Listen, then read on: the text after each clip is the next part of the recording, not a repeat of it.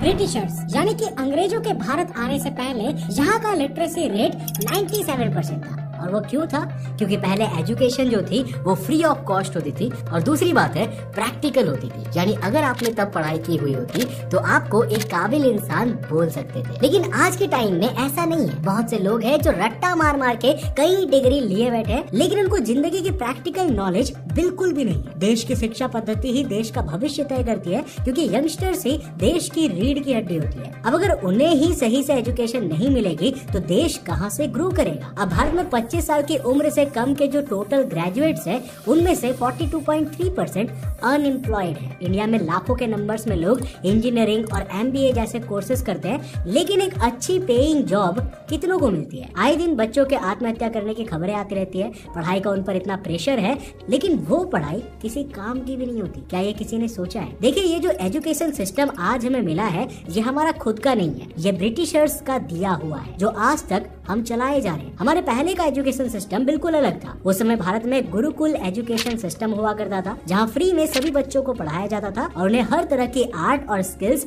सिखाई जाती थी, जैसे कि agriculture, animal husbandry, engineering, medical treatment, martial arts, sports, debate, cooking, forestry, commerce, astronomy, geology और इसके साथ ही साथ हमारे प्राचीन वेद और शास्त्र भी पढ़ाए जाते थे, ताकि स्टूडेंट्स को जिंदगी में क्या सही है और क्या गलत है इसका नॉलेज भी हो। अब साल 1850 तक भारत में 7,32,000 गुरुकुल थे और 7,50,000 के करीब गांव थे, यानी लगभग हर गांव में या हर गांव के नजदीक में एक गुरुकुल होता ही था, जहां उस गांव के बच्चे पढ़ने जाया करते थे। इन गुरुकुलों में 18 मेन सब्जेक्ट्स पढ़ाए जाते थे और हर स्टूडेंट को बेसिक गुरुकुल की शिक्षा के बाद फिर बड़े गुरुकुल में भेज दिया जाता था, ताकि वो अपने विषय की और ज्यादा डीप नॉलेज ले सके। जैसे कि आचार्य चाणक्य जो थे, वो अर्थशास्त्र का ज्ञान लेने तक्षशिला विश्वविद्यालय में गए थे और आज उन्हें दुनिया के सबसे बड़े इकोनॉमिस्ट में गिना जाता है। और उन्होंने सिकंदर को भारत आने से रोका भी था और अखंड भारत का निर्माण करके उस पर चंद्रगुप्त मौर्य को बिठाया था। तो हमारी पहले की एजुकेशन बहुत ही बढ़िया थी। तक्षशिला और नालंदा जैसे कई विश्वविद्यालय हमारे देश में हुआ करते थे। हर गांव-गांव में एजुकेशन अवेलेबल थी और वो भी बिल्कुल फ्री ऑफ कॉस्ट। खैर, अब वापस थोड़ा ब्रिटिशर्स के टाइम में आते हैं। जब अंग्रेज भारत आए थे तो उन्हें यहाँ पर शासन करने में बहुत परेशानी होती थी और उसके दो कारण थे।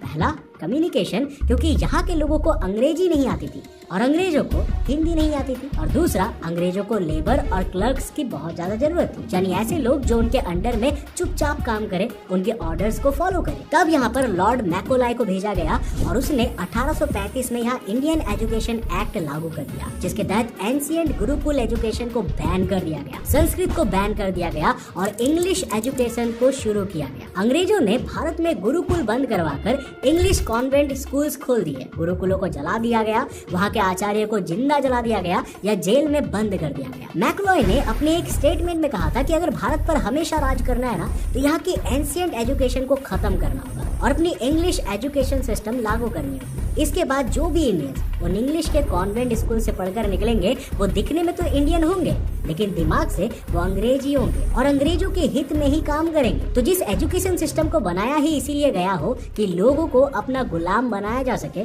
उससे भविष्य में क्या ही उम्मीद करी जा सकती है। कायदे में तो जब देश आजाद हुआ था तब ये एजुकेशन सिस्टम भी खत्म हो जाना चाहिए था, लेकिन ऐसा हुआ नहीं और इसी का फल हम आज तक भुगतते आ रहे हैं। आप देखो कि ये जितने भी सक्सेसफुल लोग हैं, धीरूभाई अंबानी, नरेंद्र मोदी, विराट कोहली, ये लोग एजुकेशन सिस्टम के पचड़ों में नहीं पड़े। इन्होंने जो किया खुद से सीखकर खुद के दम पर किया। अब अगर पूरी पढ़ाई का मतलब सिर्फ नौकरी करके पैसे कमाना ही है, तो इतने साल बर्बाद करने से अच्छा तो कोई इन डिमांड स्किल सीख लो, जैसे कि video editing, content creation, social media management. इन स्किल्स को सीखकर आप महीनों के लाखों कमा सकते हो, वो भी बिना किसी डिग्री के। और जितना करोड़ों रुपया आदमी पढ़ाई में लगाता है ना, अगर उसके आधे का भी आधा इन स्किल्स को अच्छे सीखने में इन्वेस्ट किया गया तो लाखों से करोड़ों में भी पहुंचा जा सकता है। आप इन स्किल्स के अराउंड पूरा एक बिजनेस, एक एजेंसी खोलकर बैठ सकते हो। लेकिन हमारे इंडियन पेरेंट्स को डॉक्टर, इंजीनियर के अलावा कुछ पता ही नहीं होता। टाइम्स ऑफ इंडिया की एक रिपोर्ट के मुताबिक हर साल 8 लाख के करीब इंजीनियर्स टेक्निकल कॉलेजेस से ग्रेजुएट होते हैं और उनमें से 60% अनएम्प्लॉयड ही रह जाते हैं, उन्हें कोई भी नौकरी मिलती ही नहीं है। और सिर्फ इतना ही नहीं, 80% इंजीनियरिंग ग्रेजुएट्स तो एम्प्लॉयबल ही नहीं है, यानी उन्हें नौकरी दी ही नहीं जा सकती। और इसका कारण है लो क्वालिटी एजुकेशन। देखो, कॉलेजेस में सिर्फ थियोरेटिकल नॉलेज को रट्टा मरवाया जाता है, एग्जाम्स होते हैं, नंबर दे दिए जाते हैं और बस काम वहीं पर खत्म हो जाता है। जिनके नंबर अच्छे होते हैं उनको अच्छी हाई पेइंग जॉब मिल जाती है और बाकियों का क्या होता है, वो हम सभी जानते हैं। इसीलिए सबसे पहले तो इंजीनियर, डॉक्टर का ये खुमार हमारे दिमाग से निकालना होगा। हर कोई इंजीनियर या डॉक्टर नहीं बन सकता। महाभारत में भी पांचों पांडवों को द्रोणाचार्य ने अलग अलग युद्ध कलाएं सिखाई थी, उनके गुण दोष के आधार पर। अब अगर भीम को गांडीव थमा दिया जाता और अर्जुन को गदा पकड़ा दी जाती तो क्या होता? इसी तरह से हर स्टूडेंट अलग अलग सब्जेक्ट में अच्छा होता है। इसीलिए सबसे पहले बच्चे के इंटरेस्ट को देखना चाहिए और उसको उसी फील्ड में अच्छी से अच्छी एजुकेशन दिलानी चाहिए। लेकिन हो क्या रहा है, बस इंजीनियर, डॉक्टर और इन दोनों से बच गए तो IAS, IPS जैसे कॉम्पिटिटिव एग्जाम्स की तैयारी करने में लग जाते हैं। और इसमें पेरेंट्स का बहुत बड़ा रोल होता है। वो चाहते हैं कि हमने तो अपनी जिंदगी में कुछ ज्यादा अचीव नहीं कर पाया है, बच्चा कुछ बन जाएगा तो हमारा नाम रोशन हो जाएगा। और इसीलिए सब के सब इसी इंजीनियर, डॉक्टर की भेड़ चाल में लगे हुए हैं। और प्राइवेट स्कूल्स और कॉलेजेस भी पेरेंट्स की इस चीज का बखूबी फायदा उठाते हैं। एक 10वीं 11वीं के बच्चे की स्कूल फीस भी लाखों रुपए की होती है और प्राइवेट कॉलेजेस के तो क्या ही कहने। पेरेंट्स फिर भी किसी तरह लोन लेकर बच्चों को पढ़ाते हैं और उसके बाद भी रिजल्ट क्या मिलता है? कुछ भी नहीं। तो देखा जाए तो हमारे एजुकेशन सिस्टम में एजुकेशन और सिस्टम दोनों ही मिसिंग है। और इसीलिए आप देखते हो कि ये जितने भी सेलिब्रिटीज या पॉलिटिशियंस या बड़े बड़े लोग होते हैं ना, वो अपने बच्चों को पढ़ने के लिए फॉरेन भेज देते हैं। आपने आज तक सुना है कि किसी चीफ मिनिस्टर का बच्चा उसी के स्टेट के गवर्नमेंट स्कूल में पढ़ता हो? नहीं सुना होगा, क्योंकि वो भी जानते हैं कि वहाँ क्वालिटी ऑफ एजुकेशन क्या है। तो ऊपर से नीचे तक ये पूरा सिस्टम ही स्कैम है। और यहाँ भी अगर किसी का नुकसान होता है तो वो मिडिल क्लास के लोग ही है और गरीब आदमी का ही होता है। अब मैकॉले तो चाहता ही यही था कि भारत के लोग अपने कल्चर को भूल जाए और आज लगता है वो कामयाब भी हो गए हैं, क्योंकि भारत वो देश था जहाँ संस्कृत बोलने वालों को विद्वान माना जाता था,